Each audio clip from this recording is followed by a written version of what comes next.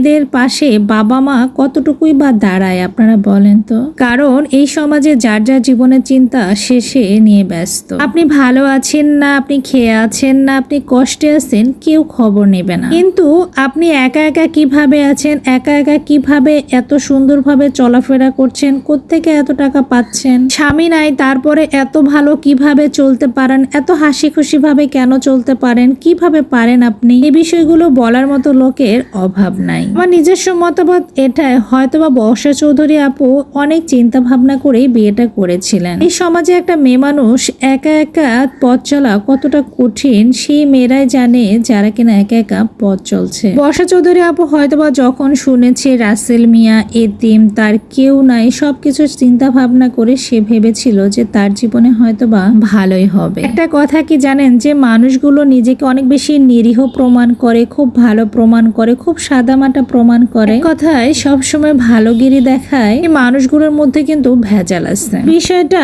আমরা সাধারণ পাবলিকটা ঠিকই বুঝতে পেরেছিলাম। কথায় আছে না, বেশি ভালো ভালো না, তার প্রমাণ কিন্তু বর্ষা আপু হয়তোবা পেয়ে গেছে। রাসেল মিয়ার মতো ধান্দাবাজ 2 নাম্বার বাটপার অনেক অনেক আছে, ভিন্ন নামে ভিন্ন চরিত্রে। বন্ধুদের বলছি সাবধানে পা ফেলবে, মানুষকে বিশ্বাস করার আগে যাচাই করে নেবে। কারণ তুমি তোমার মনে কি আছে তুমি জানো, অন্যের মনে কি আছে সেটা কিন্তু তুমি কখনোই বুঝতে পারবে না। সারা জীবন একসঙ্গে থেকে পাশের মানুষটা কেমন সেটাই চেনা যায় না, আর এই রকম মানুষগুলোকে কেমন করে চিনবে। আল্লাহ এই ধরনের মানুষগুলোকে হেদায়েত দান করো। তো আজকের ভিডিওটা আপনাদের কেমন লাগলো অবশ্যই কমেন্ট করে জানাতে ভুলবেন না। সবাই ভালো থাকবেন, সুস্থ থাকবেন, আল্লাহ হাফেজ।